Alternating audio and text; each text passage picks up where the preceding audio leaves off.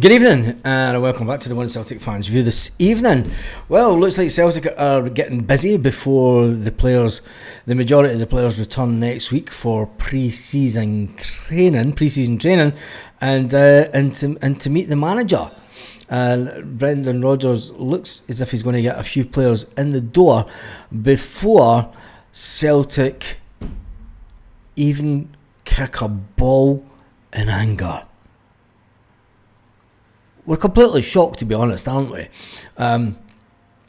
We are. Let's face it. There's not very often that Brendan Rodgers and Celtic over the years have managed to get players in way before pre-season starts. And it looks like there could be a few announcements tomorrow, hopefully from Celtic. At least one will be the third choice striker. Callum Osmond. He's been spotted at Lennoxtown. Yes, he's been spotted at Lennoxtown to finalise his deal, get it over the line, get his pictures taken, all the rest of it.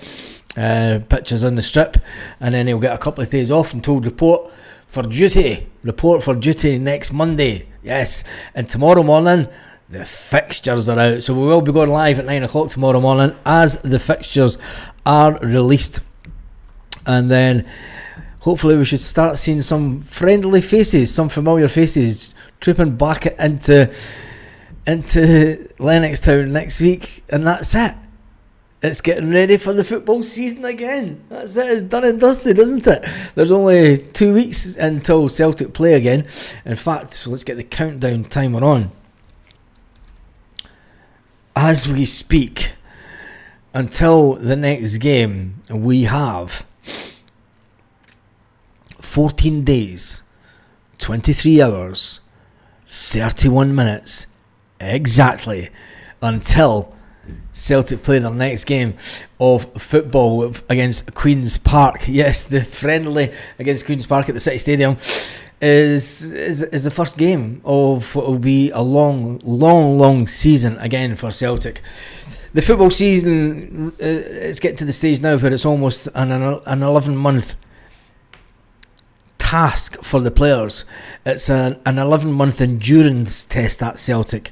When you come into pre-season at Celtic, you've got to hit the ground running.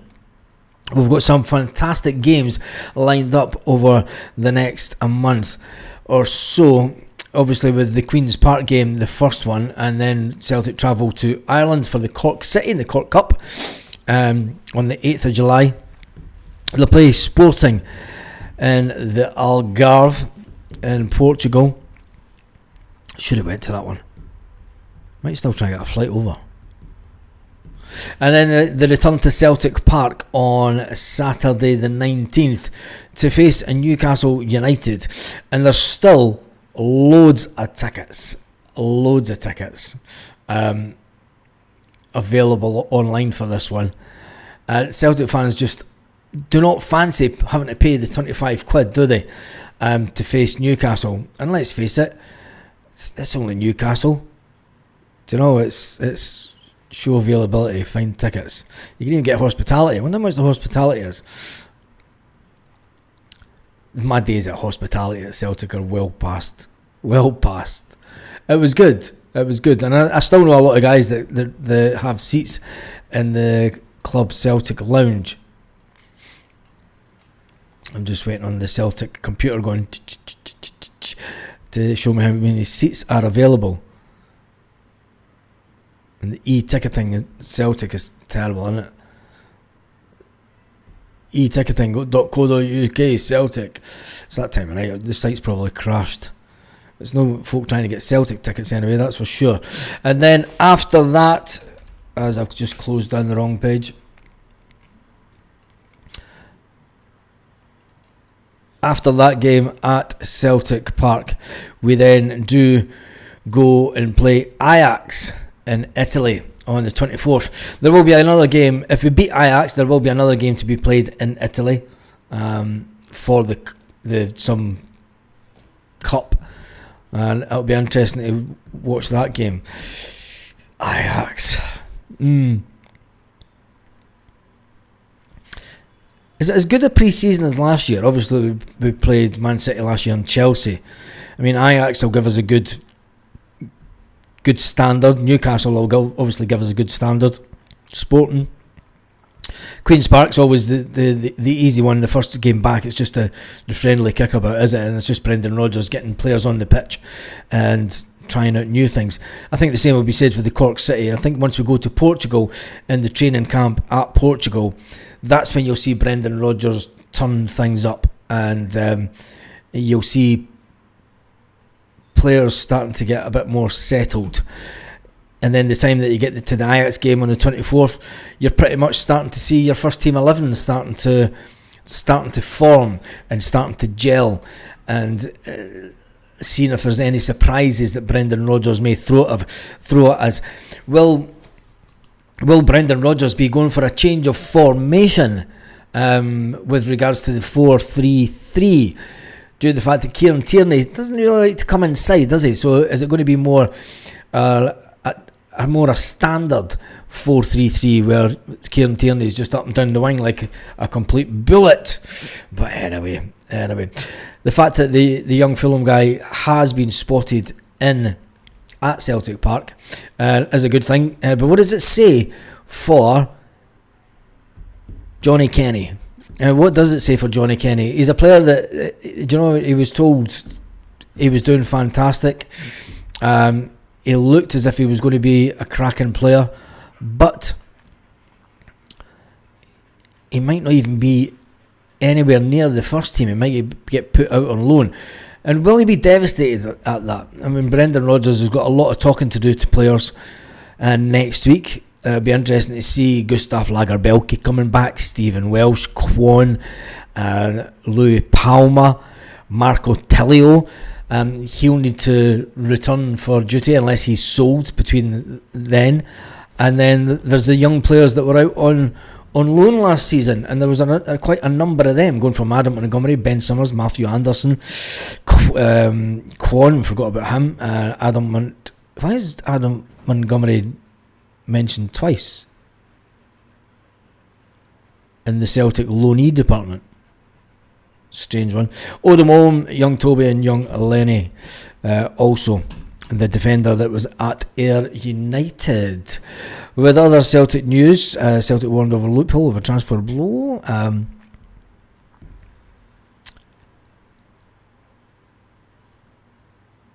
This is a weird Alex Ray story going about, but I'm not even going to get airtime. It's going to be an interesting day. James Beattie, hail from New York City. James Beattie, you are some man. I may be coming to America next year, maybe. And if I do, we'll definitely be meeting up with yourself, James, in New York City. How are you doing? I've never been on Twitter really to pay attention to anything, but I hope you're good, mate. I hope you're good, and I bet you can't wait for the fixtures to be announced tomorrow, because you know that you'll be getting up at like 4 o'clock in the morning to go and watch Celtic in a pub in New York City. Get Palmer, he's terrible, says Chopel. James Beattie is one of the fantastic members of the channel, and tunes in quite often from New York City. All the usual suspects are in. Yang, Kwon can go, Welsh. I mean, if that's... I will do, James, I will do. I'll message you on Twitter once I kind of know if anything's going to happen. There's a lot of things that need to happen here before we decide on that trip. 7 a.m, same difference. It's crazy, isn't it? Crazy. It says to me, Paul Baird, I can really trust what Brendan tells me. But is he good enough? Is he good enough? When it comes to it, there's going to be a lot of players. If all these players leave, I mean, we've said it before, if all these players leave the squad, you will need to get in replacements for them, because we can't be going into well, obviously we need to get the Ross Dohan deal over the line. We need 2 players brought in to help the current defenders. If Rocky goes out on loan, that's 3 defenders that we need to bring in, because let's face it, Cameron Carter-Vickers needs a little bit of help And then the midfield needs a little bit of help as well. But then who do you drop? Will Rio Hutati be here for the start of the season? It's an interesting one. And then obviously Jota out until who knows when. Who knows when. The Bucky Trucker, French Eddie, is an option. I'm hearing he's been linked to us again. Seems to be something in it. I don't think so. I don't think that Celtic will go down that road. Personally. And I think he's signing tomorrow, Chilpill. I think Benji might be signing tomorrow. I think he may be in the door tomorrow. But you never know with Celtic. You never know. I think Kun Hutati will be sold, says Brown Warrior. It's about improving the squad and getting rid of some of the fringe players like Welsh, Quan and Palmer. But then you need to bring in players to replace them. They are squad players. You know, the fringe players, whether you like it or not, are squad players. And we need to improve the squad. Do you know?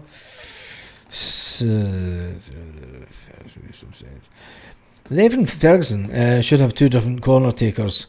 One to swing in and one to swing out. Change the angle of attack. Yeah, we should, Irishman and Porto. Well, the thing is it seems to be down to Arnie Ingles to take the corners just now. And I think that when Kieran Tierney comes back, he'll give us that other option. Because Kieran Tierney was a corner taker for Celtic for quite a while before he left. So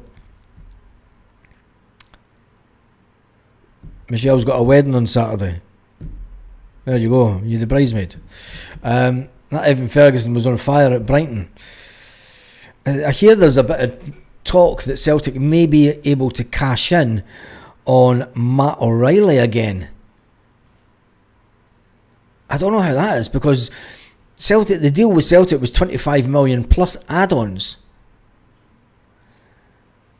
But there's news coming out of England saying that Brighton have had an offer from Napoli. From Napoli for an opening bid of 25.6 million for Matt O'Reilly. Now that's more than what they sold Celtic. What the Celtic sold them for.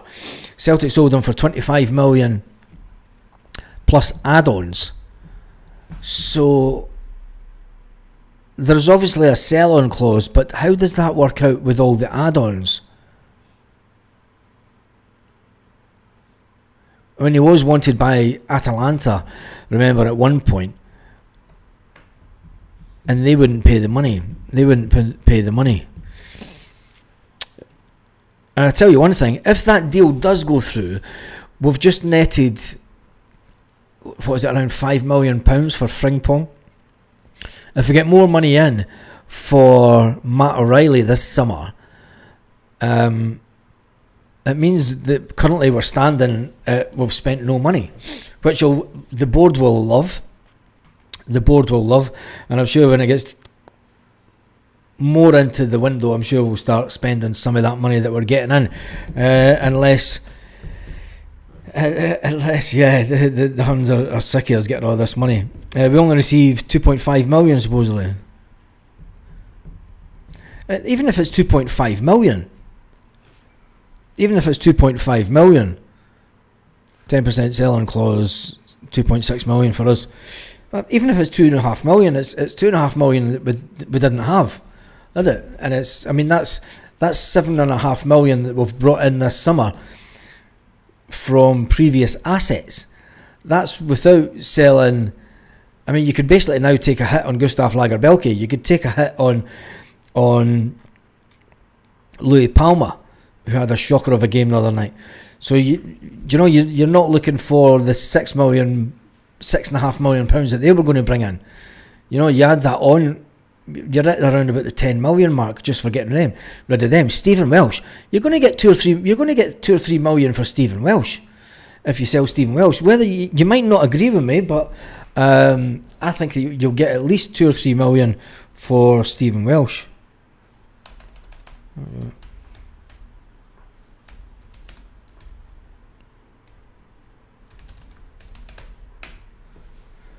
What is he worth? Wonder what. I'll just see. Stephen Welsh. What is it with transfer market?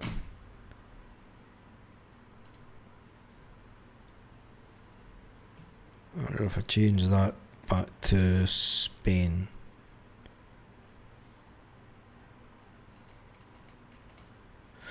There we go. Didn't like the blocker. Stephen Welsh. What is he worth? He's only got a market value of £1 million.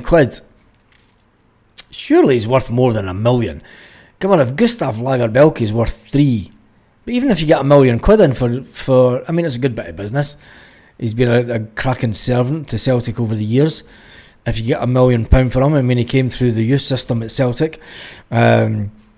Came from the youth system to the under 17s, under 17s, under 20s, under 20s to the Celtic B team. Celtic B team went out on loan on Morton, came back to the B team, and then into the first team in 2020. So he's been in and around the first team for 5 years. In fact, he's been in since before July 2020 because Brendan Rodgers gave him his first chance the last time round, and he left in 2019, didn't he? So yeah, he's had a good innings, and if you get £1 million for Stephen Welsh, that's a cracking bit of business. I don't care what you say. It's money for old rope, isn't it? And it adds to the coffers. And he's a good lad for Coatbridge, Welshie. Stephen John Welsh. Didn't know if he was for Coatbridge. God's country is Coatbridge. They're all mental in Coatbridge, aren't they? They are seriously mental. 1.5 to 2 million, I reckon. 3 million for Lowell.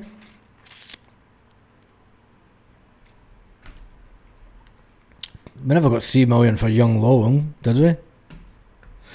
We're only paying around 1.7 million for a winger. Yeah. But he only had 6 months left on his contract. He's only got 6 months left on his contract. Don't look into that price tag for the winger that's coming in, right? Because he's only got 6 months left in his contract. We've got him at a bargain. We've got this winger in at a bargain. People are just going to read the headline and say, fucking 1.75 million for a winger. That's Celtic playing usual shite. It's not. He's only got 6 months left on his contract. It's a good bit of business by Celtic. It's a cracking bit of business by Celtic. Celtic wouldn't only accept 1 million for Welsh. I think they would. I think they'd maybe go at £1.5 million, 2 million. He's not been a regular first team player, but if that's what he's valued at, you've got to say it's a good piece of business. Do you know what I mean? For a player, we bemoan the fact that we're not producing. See, this is the thing. You bemoan the fact that he's not good enough for Celtic. You bemoan the fact that we're not bringing enough talent through from the academy, and then when one of the players that's actually came through the academy that you all say is not good enough for Celtic has a price valuation, that's not good enough. You can't have it both ways. You can't say that he's absolutely garbage for Celtic and want crazy money for him, and then say he's not good enough for Celtic. He'll be called Oxygen if he ever stops. If we get Mattarelli on a clause, it'll be 1.7. Exactly. If we get the money for Mattarelli, we've basically got another player for nothing.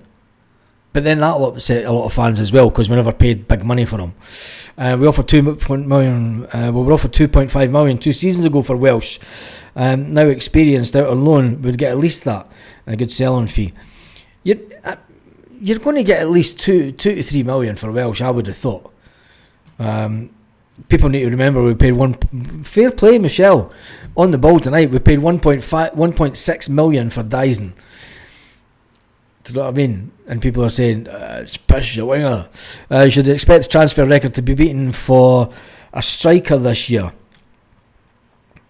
No, I think the Mateus one has gone. I think the ship sailed on that one. But never say never. Never say never. I think that Dyson is looking for what has been said. Dyson is looking for reassurances that he will be used as the number one striker, because he gets used as striker for Japan and he wants to keep his striking position for Japan. So it'll be interesting to see if Brendan sits him down and goes,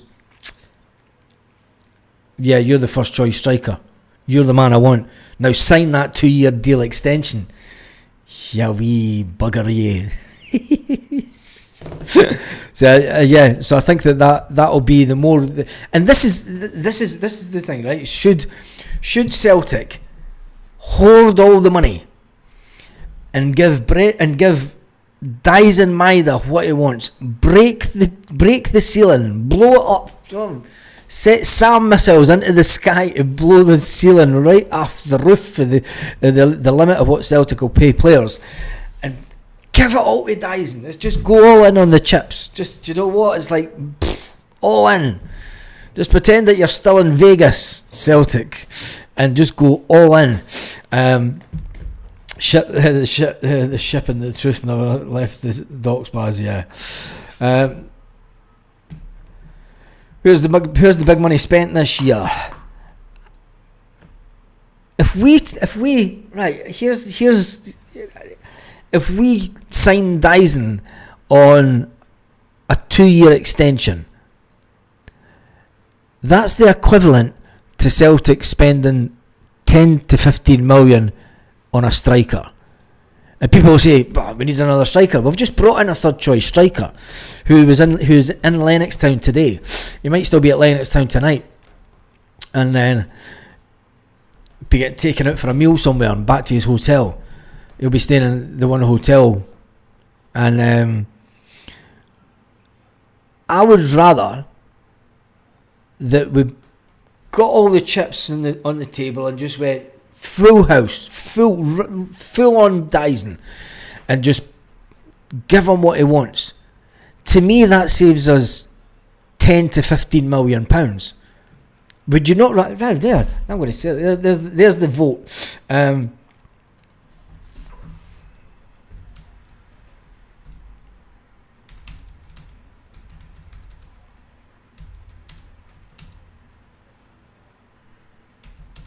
Dyson Maeda.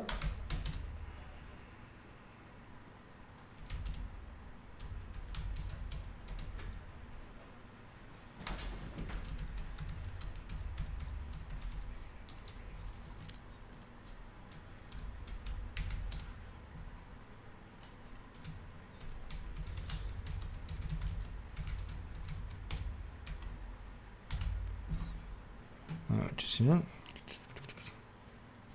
There you go. There's your poll question for you tonight. Even though there's been 1,000 people already on, there's been 1,000 people on already. But that's fantastic. Would you rather?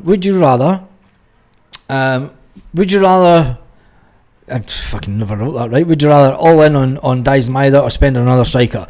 Would you rather go all in on Dyson Maeda, give him what he wants, or would you rather spend between 10 and 15 million pounds on another striker? Because if you spend 10-15 million pounds on another striker and it's an Adam Ida,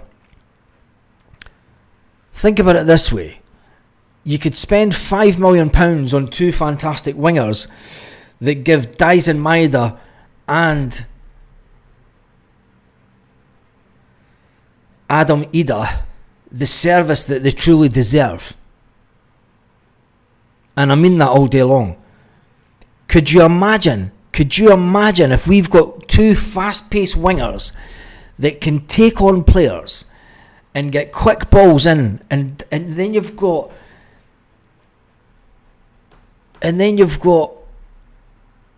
Dyson Maeda or Adam Ida running onto balls that are coming into the 6-yard box and scoring for fun. For me, you've got to get the supply right. We brought in Albion a jetty, Albion Jetfield, who never had a jetpack.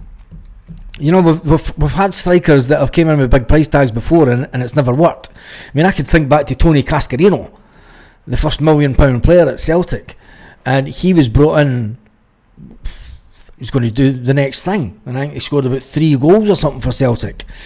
I think that if we go down the road and give Dyson what he wants, play him as our number 1 striker, Adam Ada's fine with that.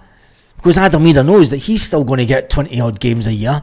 He's going to get 25, 30 odd games a year, even if he's coming on the majority of them as in the second half. He knows he's still going to score 25, 30 goals next season. Easily. We need another centre back and a backup left back and a centre mid and 2 wingers. Well, the 2 wingers are on their way in. One's on his way in. The other one hopefully is going to get announced tomorrow. I'm not that embarrassed to think of Tony. I can. Oh my goodness, Tony Cascarino. Fuck's sake. He came in with the fanfare and left for the... Nothing. I don't think even Celtic announced that he was leaving. It's just like, just go. 65 goals from your 3 strikers, 40 goals from 4 wingers.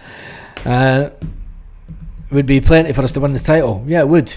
And I'm going to take Dyson to break his record of 33 from last season. If Dyson goes in as our number 1 striker and he goes into the Champions League on fire, and we have got wingers that is not Nico Kuhn, although Nico Kuhn did okay in the Champions League, but I think that his head had already been turned by then. Egypt was 5 million worth of rubbish. Yeah, it is that. He was that. Morten Rasmussen. Oh God, don't you give us all the fear. But anyway, I would rather give Dyson Maeda what he wants. If it means breaking the ceiling, if it means like he's on, should he be on more than Callum McGregor? Should he be on more than Cameron Carter-Vickers? Or should he be on the same as them? He should be on the same minimum. And the minimum that he should be on is the exact same as those two. Those two are the senior Celtic as the highest earners. If Celtic really want to go for it, you break the bank. It'll be interesting to see what Kieran Tierney's on. I mean, is Kieran Tierney seriously went down to 37 grand a week after being on 120? That's a come down and a half, isn't it? I don't believe that. When is the Grumpy Greek coming back? Never. Just because a paper goes out and gets an interview from the player, it never means that he's coming back. And it was a very, very slow news week that week when they went and interviewed him.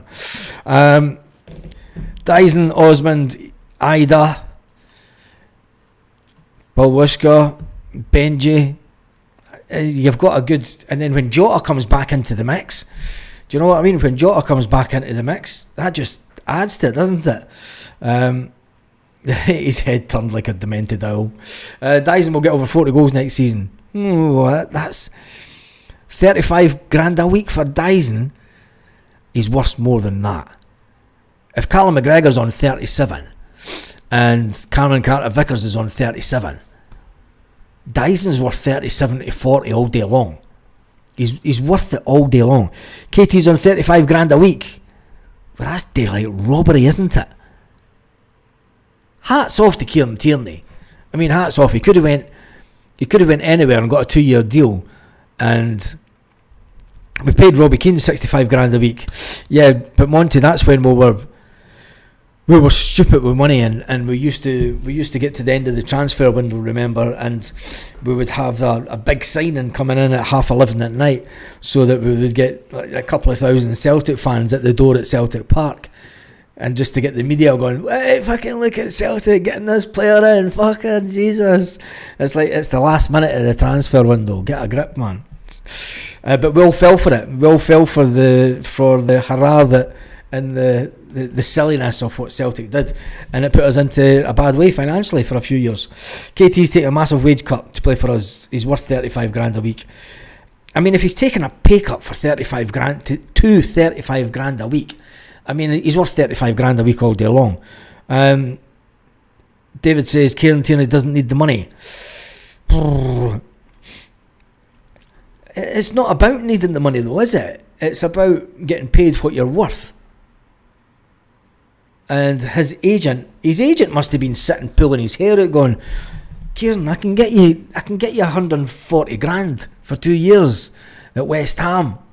And he's went, fucking West Ham? Do you think I'm going to fucking play for West Ham? Fuck off.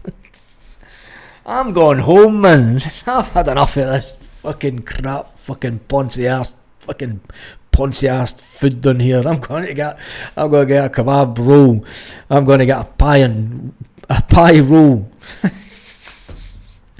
A steak bacon, put it on a fucking morning roll. That's what I'm going to aim for. Never mind about all this fancy seafood stuff I was eating in Spain.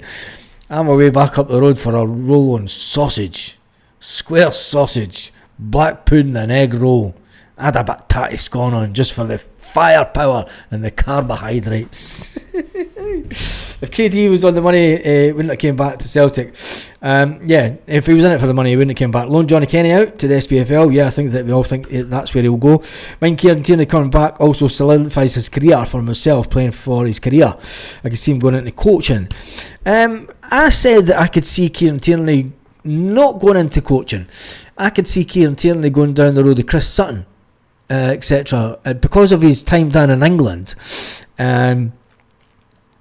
he will be sought after by the likes of Sky, because he can give his advice on obviously the English teams that are playing and the English players haven't been done there, and a bag of cans and a haggis supper. Bag of cans of special brew and a haggis supper. And there's got to be a pickled egg and a giant pickled onion, and and all. I was enjoying a kebab there until the fucking dishwasher started making leaky noises. What? Jesus. Baz, what was that you were eating the other morning? It was a tostada. It's just half a bit of bread with olive oil on it and tomato and tuna. Fucking roll and pickled eggs. Charles has his Cumberland sausage fingers. Jesus.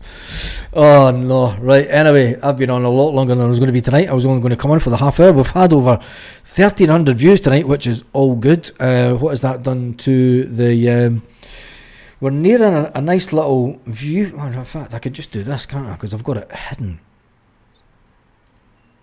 Whoa, look what's just happened tonight.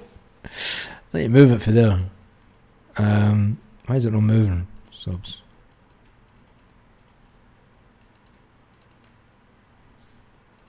Why is it not moving? Look what's just happened up there. 21,901. We're on our way. Right, hide that back again. Somebody will just come and unsubscribe. That's what they do. They don't like you getting above yourself on this channel. Anyway, that is all your Celtic news tonight. Wow, Kyogo linked with a move away from Rennes. Shock horror after him saying he was going to fight for his life at Rennes. He's been linked with a move to Birmingham City. That's a bit of a come down, isn't it? That would be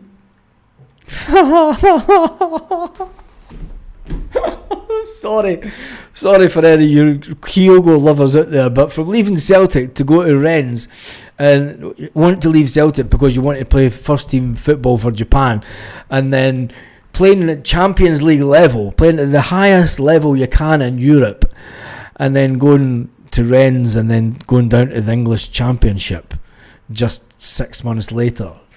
I'm sorry, but that's karma. I'm sorry, and if Rennes paid 10 million, there's no way that. I mean, you've got the Tomoki Iwata effect, I suppose. Tomoki Iwata's done there. Maybe that's the little Tomoki getting on the phone, and Iwata's went, mate, this league's brilliant, man. It's fucking pure dead brilliant.